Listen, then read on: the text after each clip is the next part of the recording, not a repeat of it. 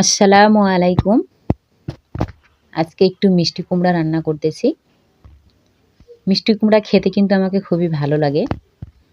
বেশি ভালো লাগে চিংড়ি মাছ দিয়ে মিষ্টি কুমড়া।